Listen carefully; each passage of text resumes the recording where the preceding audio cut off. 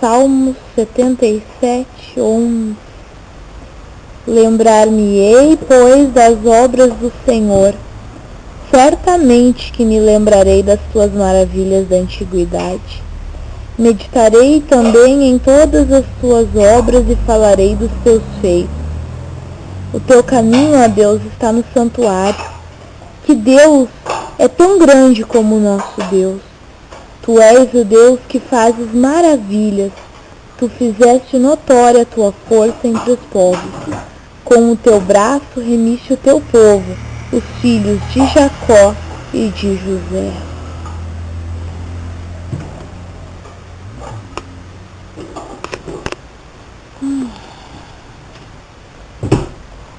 Isso me faz lembrar outra passagem bíblica. Vamos ver se eu encontro ela aqui. Encontrei. Eu gosto de marcar minha Bíblia, não sei quanto a você. 2 Samuel, capítulo 7, versículo 8 e 9. Agora, pois, assim dirás ao meu servo, a Davi: assim diz o Senhor dos Exércitos: eu te tomei da malhada, de trás das ovelhas, para que fosses o chefe sobre o meu povo Israel. E fui contigo por onde quer que foste, e destruí teus inimigos diante de ti, e fiz para ti um grande nome, como o nome dos grandes que há na terra. Daí continua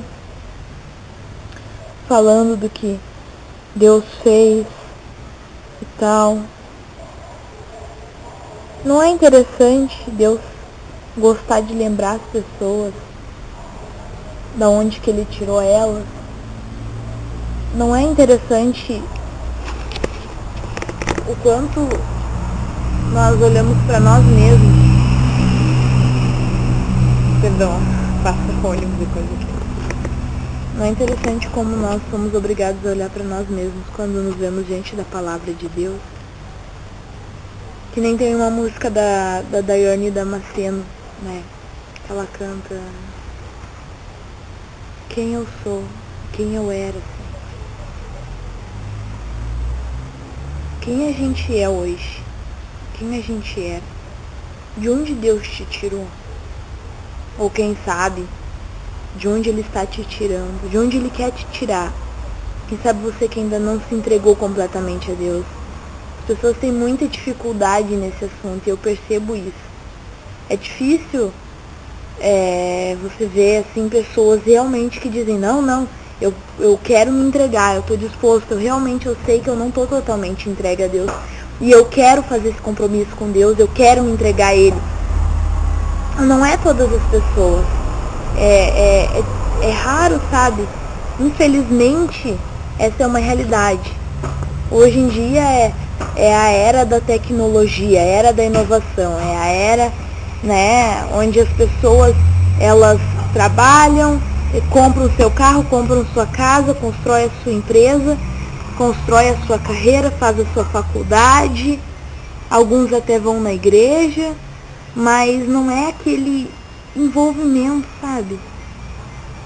É uma era que parece que para as pessoas é como se Deus ficasse em último plano, e quando fica em algum dos planos da pessoa. E isso é realmente muito preocupante para a sociedade hoje. Claro, né? Muitas pessoas vão ouvir eu dizer isso e vão dizer: tá, não exagera, tu é uma religiosa, uma bitolada, como eu já ouvi falar. Tu é isso, tu é aquilo, que cada um tem que escolher a sua vida e coisa e tal. Concordo, cada um tem que escolher a sua vida, né? Afinal de contas, é mais fácil viver do meu jeito. É mais fácil fazer as coisas do meu jeito. É mais fácil manter o meu orgulho e acreditar que eu vou pro céu por bom comportamento do que acreditar no que a Bíblia diz. Que eu preciso de Cristo. Que eu preciso aceitar que eu não sou perfeito e que o padrão divino para entrar no céu é a perfeição. Aí você vai dizer, mas Carla, segundo isso nós jamais entraríamos. Exatamente, segundo isso nós jamais entraríamos. Por isso que Jesus assumiu a culpa de todo o nosso pecado. Hoje eu vi um versículo no livro de Ezequiel que eu achei interessante. E me chamou a atenção de uma coisa nada a ver com o que foi falado. Ezequiel 14:14. Ainda que estivessem no meio dela esses 3 homens, Noé, Daniel e Jó, eles pela sua justiça livrariam apenas a sua alma, diz o Senhor Jeová. Está falando aqui, citou 3 homens que Deus tem eles como íntegros e coisa e tal. Só que você prestou atenção no resto do versículo? Disse, livrariam com a sua justiça, livrariam apenas a sua própria alma. Sabe o que significa isso? Que eles poderiam livrar sua alma, mas não livrariam a alma de toda a humanidade. E o que Jesus fez foi livrar a alma de toda a humanidade. Então eu quero que você preste nisso. Pense sobre isso, porque isso é muito, muito importante. Jesus, ele veio para livrar a alma de toda a humanidade. Você está entendendo isso? Você está entendendo o poder disso, o poder que tem na graça de Deus? Você compreende isso? Jesus, ele veio para livrar toda a humanidade. Perdão, aqui a gente faz um pouco de barulho, ou bastante. Você entende isso? Sabe o que Jesus fez por ti? A justiça dele foi perfeita, e é perfeita. Faz ideia do que isso significa? Que por mais que eu e você sejamos justos, retos e íntegros, se nós não tivermos a Cristo, não adianta de nada. É tempo perdido tentando tapar o sol com a peneira, como se diz. É tempo perdido você ficar se esquivando de Deus a vida toda, atrás de desculpas filosóficas, científicas, religiosas. Eu detesto religião. Eu odeio religião. Porque Deus não é religião. Como eu vi num filme esses tempos, religião é a forma que as pessoas querem chegar a Deus através das suas boas obras. Acham que ganham pontos por muitas coisas. Mas a fé em Cristo Jesus não é religião. A fé em Cristo Jesus, ela é muito mais do que qualquer obra. Ela é crer que Deus é o que Deus disse que Ele é. E Deus não somente disse, Ele é. Se você é o chefe na sua empresa, você não fica lembrando os funcionários, eu sou o chefe. Não, você simplesmente chega e eles têm que te respeitar, porque você é o chefe. Então, da mesma forma, se você é filho de Deus, você não precisa dizer, você simplesmente é. E eu tô fazendo esse vídeo, a princípio eu não tinha assunto nenhum pra tratar, mas isso é uma coisa interessante, é pra se pensar, você não acha? Você é filho de Deus. A Bíblia diz no livro de Hebreus que se nós aceitamos a correção de Deus, Deus nos trata como filhos. Mas se nós estamos sem disciplina, somos bastardos e não filhos. Será que você é bastardo? Será que você é filho? A sua obediência a Deus que vai dizer. O seu esforço para você cumprir a vontade de Deus é que vai dizer. Não por obras para que ninguém se glorie, diz a Bíblia, não é verdade? Aí você vai dizer, Carla, agora você me confundiu. Você disse que não é por obras, mas você disse que eu tenho que me esforçar. Sim, exatamente. Uma coisa que eu estava conversando com uma amiga minha, a Rosane, que ela e eu estávamos conversando sobre a palavra de Deus, certo? Daí ela me mostrou aquela passagem no Evangelho que diz que Pedro foi pescar.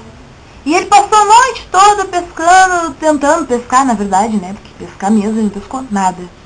e não apanhou nada, ele só fez esforço. Depois Jesus chegou e papapá, para papi, fez aquele milagre, disse pra ele, lança as redes do lado direito, né, faz-te ao mar alto e coisa e tal. E daí Pedro, né, dizendo, Senhor, havendo passado a noite toda, eu não apanhei nada, mas sobre a tua palavra eu lançarei a rede. Aí Jesus lança a rede, e daí acontece o milagre. Daí a gente conversando uma coisa que não tinha nada a ver, mas na hora quando ela falou aquilo, pra quem me conhece há um tempinho já, há poucos meses que seja, já sabe que a Carla, ela tem isso. A Carla é uma pessoa assim, a Carla, né, eu, é uma pessoa assim, que me dá um versículo e na hora Deus vem, às vezes, sabe? Eu não, com a Bíblia eu não brinco porque é uma coisa muito extraordinária. Daí eu falei assim pra Rose, né, a gente chama ela de Rose, não dá Rose, então falei assim pra Rose, tu percebeu prestou atenção numa coisa? Pedro, quando ele foi pescar naquela noite, onde Jesus não estava com ele, né, Jesus não estava à frente dele, Jesus não estava com ele, quando ele foi pescar naquela noite, ele empregou bastante esforço, certo? Porque ninguém trabalha a noite toda sem empregar esforço, então ele empregou bastante esforço, correto? Correto. Quando Jesus mandou ele lançar a rede, ele também empregou esforço. Aí vem aquela coisa, empregou esforço? Claro que sim, porque ele teve que lançar a rede, né? Antes disso ele tinha limpado as redes, então ele se preparou, né? Não deu certo, mas eu vou me preparar porque uma hora vai dar certo. Aí Jesus estava com ele, Jesus mandou ele fazer, ele fez. Só que ele também teve que empregar esforço. Talvez ele pudesse ser, Jesus, você tá maluco, Jesus. Tudo bem, eu sei que o senhor é um curandeiro, sei lá quem é que o senhor é, um profeta, mas o senhor tá maluco, eu fiz isso a noite toda, eu sou pescadora há não sei, trocentos anos, e o senhor tá dizendo que se eu lançar a rede eu vou pescar peixe. Mas não, ele pegou e eu vou fazer. E ele entregou esforço naquilo, ele já estava cansado. Trabalha a noite inteira no mar, sem pegar nada, pra você ver se você não vai ficar cansado. E claro que você vai ficar cansado. Ali, às vezes, de repente, até na mesma posição, cansado, doído, dolorido. E Jesus, não, vai lá e lança ele. Não, Senhor, tudo bem, eu vou fazer. Ele se esforçou. Quem sabe até um pouco mais, pelo cansaço. E ele apanhou. Daí eu tava falando, você percebeu uma coisa? Com Jesus ou sem Jesus, ele teve que entregar esforço. A diferença é que com Jesus, ele fez o que ele tinha que fazer, ele entregou esforço sobre a palavra de Jesus. Você percebe essa diferença, querido? Minha querida, você percebe a diferença?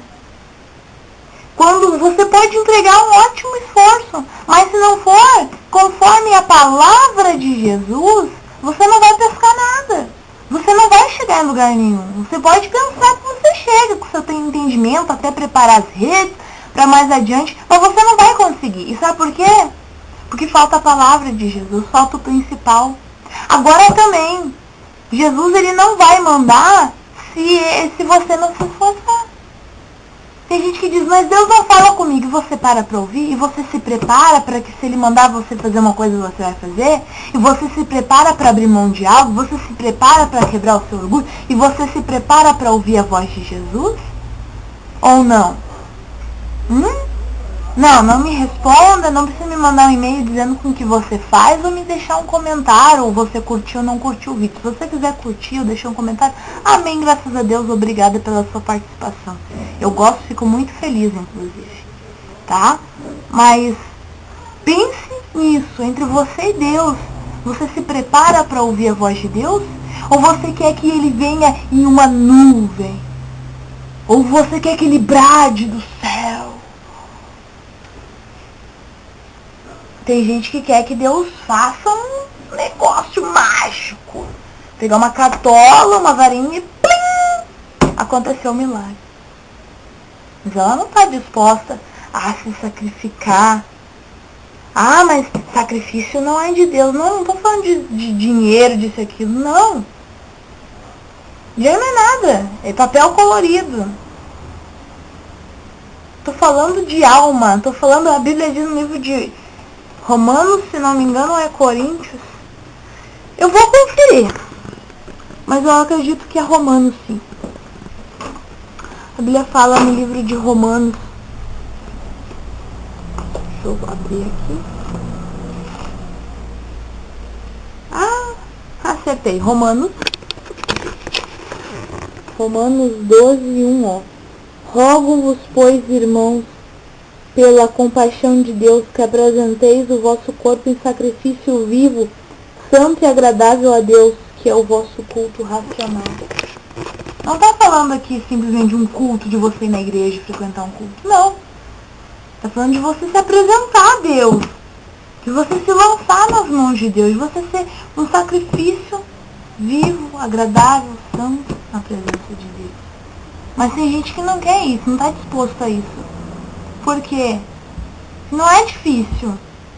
Mas não é uma coisa que não agrada o querer dela. Não agrada a vontade dela. É uma coisa que agrada a Deus, mas que não agrada a carne dela. Entende? Então, eu quero que você pense sobre isso. Reflita sobre isso. Pense, Senhor, será que eu realmente eu só falo contigo e não paro para te ouvir? Será que eu falo e até quero que o Senhor fale comigo, mas eu não me preparo para ouvir? Nem diz aquele filme, né, Desafiando Gigantes, que fala, né, que 2 lavradores, né, eles queriam chuva e pediram chuva para Deus, mas só um deles é que foi preparar o campo para chuva. Tem gente que ela pede chuva, mas ela nem se levanta da cadeira para preparar o campo, nem pega na enxada, nem para pensar em levantar ela não faz. Você quer que Deus abençoe a sua vida sentimental? Ah, quer que abençoe o seu casamento? Mas você não faz a sua parte. Você não procura saber o que Deus quer de ti. Você quer que Deus abençoe a sua vida financeira? Quer? Mas não pergunta o que Deus quer de ti. É muito engraçado como as pessoas adoram pedir as coisas para Deus e querem que Deus as abençoe. Mas elas não querem saber o que Deus quer delas. Somos assim, somos egoístas. É mais fácil olhar para mim do que olhar para Deus. Eu tô mais perto de mim. Por que então não se esforçar para se sacrificar a si próprio e chegar mais perto de Deus através de Cristo? Porque é difícil. Porque é chato.